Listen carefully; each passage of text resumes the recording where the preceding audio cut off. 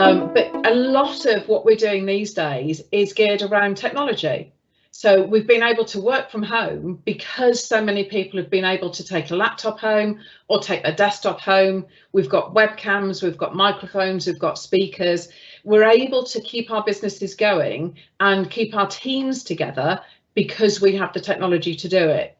But in the long term, what does that mean for your business in terms of the cost of IT?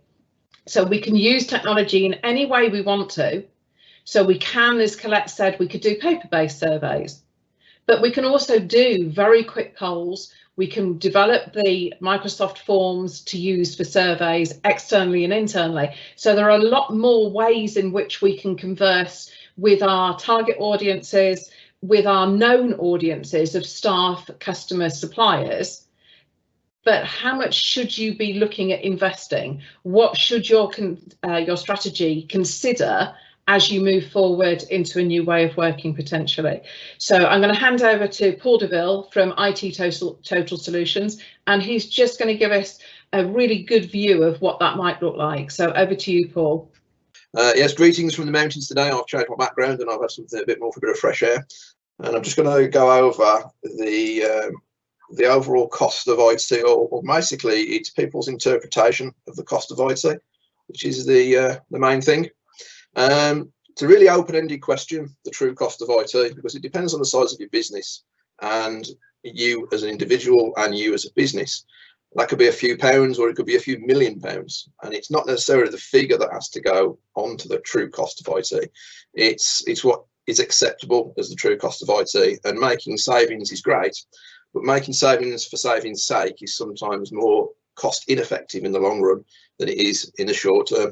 And I think with the present situation where people are looking at the COVID situation, probably going back to work for the first time in a few months and then saying, I need to save money, and making cuts and stopping subscriptions and services is not necessarily the best for 6 months down the line. So I just want to go on to technology in general, really. And the biggest question we've been sort of asked over the past probably 6 months or so is, I've spent several £1,000s on my equipment, and me as an IT person now are telling you to upgrade it or replace it or change it. And people's interpretation of that is that I've spent this money, surely that's going to last me. And technology is not a one-off purchase, and it's certainly not a lifetime purchase, and it has a lifespan. There is always a longevity to any equipment. So ultimately equipment has a lifespan. As technology evolves, everybody's got a mobile phone. How many mobile phones have you had? How many laptops have you had? And all the time that will keep changing, and that will change continuously into the future. And people, especially in a non-technical environment, will see that expenditure of money on their business and want it to last for longer than it is designed to last or is accepted to last. The biggest thing that we're looking at the moment is security also evolves, and you've got to keep up with that security, and older technology does not keep up with that security. And regardless of the financial cost, that's costly in many other ways. It can open you up to legislation, legal issues, and ultimately the loss of the business if you was to get hit by a ransomware virus, just because you haven't invested in the right technology. The other thing that we've got a big question at the moment being a support company is that because several people are out of the office, or even you've closed the office completely for the past few months, people are now assuming they can get to the point of stopping all support. I'm not in the office, so I don't need IT support. I won't pay for it. The problem with that is that you still need support when you're at home. Your business still needs support, even if it's not the individual. You still need to make sure that your servers, your equipment at the office is all still online, working, functional.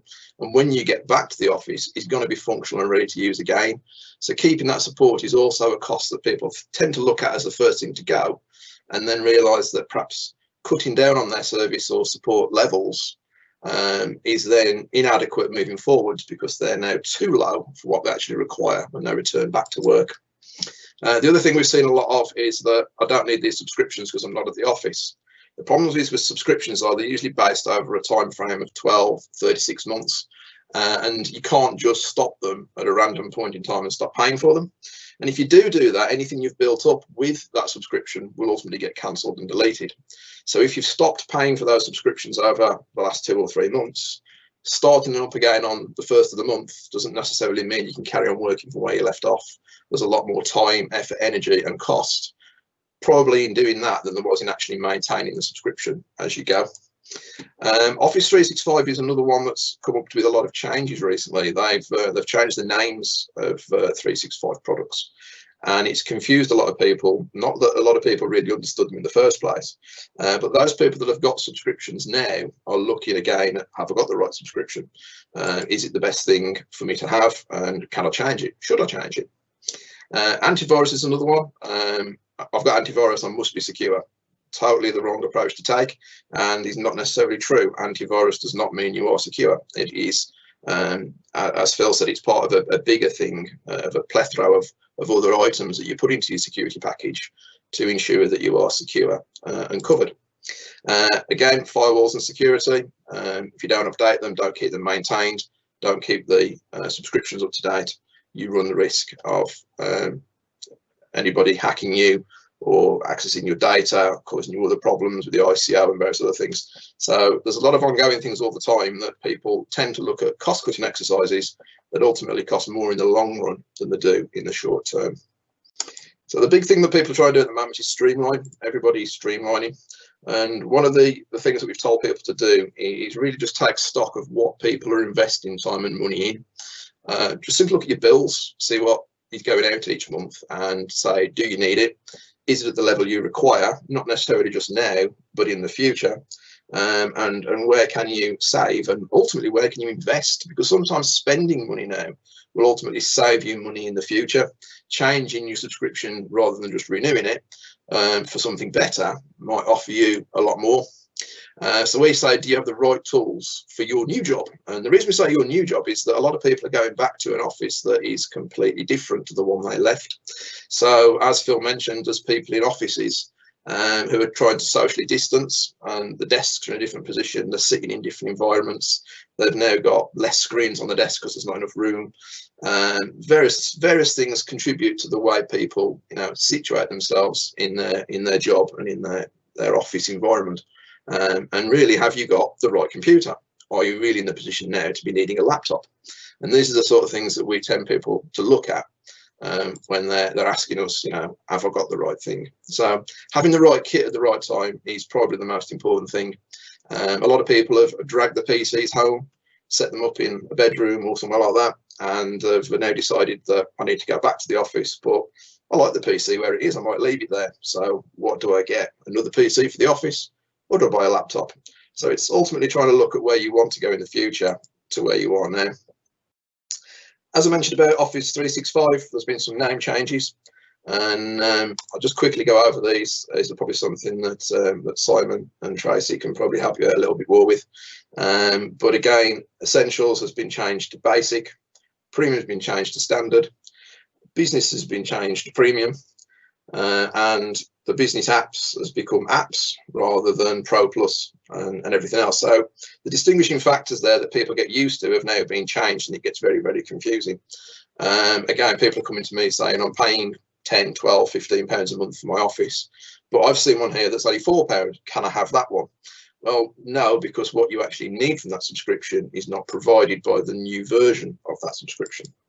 And getting the right version of Office 365 has been the challenge. So the basic keys here, there is a massive amount of 365 options out there, but I've just gone over the basic ones that people see when they look at the Office 365 homepage. So basic is ultimately email only, which is Exchange, OneDrive, SharePoint, and Teams. Exchange ultimately being your email hosted with Office 365. Standard is exactly the same, but also adds the applications, Word, Excel, PowerPoint, Outlook, Publisher, and Access. And it's pretty much the most popular one now that people end up on. If your email is with 365, there's a pretty good chance you're on the standard package. Premium is basically the same as standard, but they've added some extra bits in for larger organizations, cyber protection, Azure, Intune, extra applications that are more intertwined with linking systems together. And for small businesses aren't really applicable, so you wouldn't pay the extra subscription for that. The biggest change really is what was called Office Business is now Office Business Apps. And the critical thing about it is that most people who have got email in different locations, so if you've got an email server with your own email on, or you're using Gmail, or you have your email with your web host provider. You don't necessarily need the email, you just want Word, Excel, PowerPoint, and you just want the applications. But the biggest problems we're finding now with people who are returning to the office and are liking the new way of working with Zoom and Teams is that SharePoint and Teams are not included with the apps. And that's because SharePoint and Teams are termed as services, not applications. And that's where the distinction has been sort of drawn.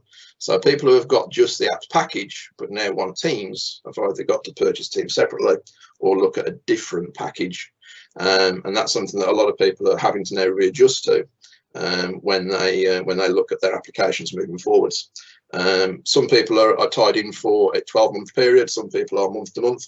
So there's a different flexibility for people to be able to adapt and evolve to the changing needs of Office 365. Something that's sort of heavy on people's sort of radar at the moment is what's come to be known as fluid working, which is working from home and an office and trying to make it seamless, so it doesn't matter where you are, you can work without any interruption. And again, investing in the technology for this has been the key bit. It's trying to find out what we do next, really, and what if I'm going to buy something, what do I buy? Over the last 5 months, I think the UK has probably purchased the most laptops it's ever purchased since laptops were invented. Every man and his dog went out there and brought a laptop. But because of the mad panic and rush, people didn't necessarily get the right laptop. Just going to PC World and buying a laptop does not necessarily mean it'll do the job for your business. So getting the right laptop that does the right service for you and your business is one of those key things. Spending £300 on a laptop and thinking it's a great deal is no good if in 3 or 4 months' time you have to buy a £600 laptop because the £300 laptop doesn't do the job. Ultimately, we spent £900 on a laptop to achieve the goal that spending £600 in the first place would have actually done. So look at the laptops if you're looking at, look at your equipment that you're trying to buy and make sure it will do the job for you moving forwards. Something we've had a lot in the last 10 days or so is communications. Zoom and Teams being the one that a lot of people are leaning towards these days, but also traditional telephone systems, phones, soft phones and VoIP. Telephones in most people's offices could be traditional phones that run on ISDN, don't run on voice over IP, and soft phones are not sometimes included. But one of the things that's cropped up is that people have started to realise they're getting charged a lot for call divert. So if you've got a traditional telephone system in your office that usually caters for 20, 30, 40 people, and you've diverted all of those extension numbers to staff's mobile phones, you could potentially be paying for those call divert charges. So all of a sudden you've got a large bill that you wasn't expecting. Again, you could change the way your phone system works, change the way the calls are managed and handled, and remove that as a cost that you're paying for that you don't need to pay for moving forwards. The other thing we get a lot at the moment is internet and Wi-Fi. People have moved home and they've jumped onto their Sky, TalkTalk, PlusNet broadband services, and for the majority of the time it works really well. The problem that a lot of people see now is that they are streaming TV, Netflix, various things like that, Amazon TV, and that uses the same bandwidth that you're also now using for your business. So you've also got kids at the moment who are on Xboxes, and over the next few weeks that's probably going to increase. So that affects the quality of the broadband you get at home to run your business on. So again, you're probably at home, you've been sitting on the sofa for a few weeks and you're thinking, I need some more peace and quiet, I'll go and sit in the conservatory, or the weather's nice, I'll sit in the garden. And then you realise that your Wi-Fi is not good enough and you need to expand your Wi-Fi. So what do you buy to make your Wi-Fi better? Again, one of those things that you need to sort of look at rather than just spending money on an extender or a booster that ultimately doesn't do the job and ultimately costs you more money rather than buying the right aspect. Now, ditching the office is something that a lot of people have asked. I've got a couple of nice pictures. The very top picture there is our actual office that we did for a client of ours. They've ditched their office and moved home. Very nice in the garden, does the job. But there are costs, drawbacks and benefits to moving your office home. Obviously, the cost can be looked at. There's obviously a cost for putting that office up. But by having an office at home, you could lose your office wherever you're paying rent for. So that's a big benefit. But the drawbacks is where do you have your meetings? Where do you bring your clients? And ultimately, we're social animals. So Where do you see your staff? How do you meet people? Because doing a Zoom call isn't the same as sitting in an office, having a cup of coffee and a chat like everyone was used to 6 months ago. So when people are considering converting a bedroom into an office, putting an office in the back garden, and literally just getting rid of the traditional office that they have and saving a lot of money, seems great on paper, but ultimately in the long term, 6 months down the line, if you're going out there looking for another office to start renting, you may have lost the office that you had before, which was perfectly good, perfectly workable, but making a quick decision has ultimately cost more to save money now. So look at the overall long sort of plan really, rather than what is necessarily happening right at this minute. Bedrooms, garages, sheds, all looking at different ways of getting people to have a home office. But maybe having a home office without sacrificing your real office is also something that you need to really look at before making a decision to actually ditch that office. So I'm just going to briefly summarise up. IT really is an ongoing investment, and that's something that a lot of people are not taking on board at the moment. They're seeing purely the bottom line, and the bottom line means I need to save money because at the moment I have little income or not as much work, so I need to save money. That's great, but look at it from a realistic point of view. So simply just check your subscriptions, services, your agreements, see where you can save money without necessarily cutting back on the level of service and support that you've got. Research your next move, see where you want to be in 6 months to a year's time, decide on what you actually want to achieve and how you might want to get there before making the decisions that ultimately can cost you money short term and long term if you don't necessarily get yourself in a position where you fully understand where your business is going to be. The biggest tip we're giving people at the moment is keep fluid, be in a position to respond to change. Anything could happen in the next 6 months. We may return to a lockdown situation. We may be completely free of it, and it's a thing of the past, and everyone returns back to normal.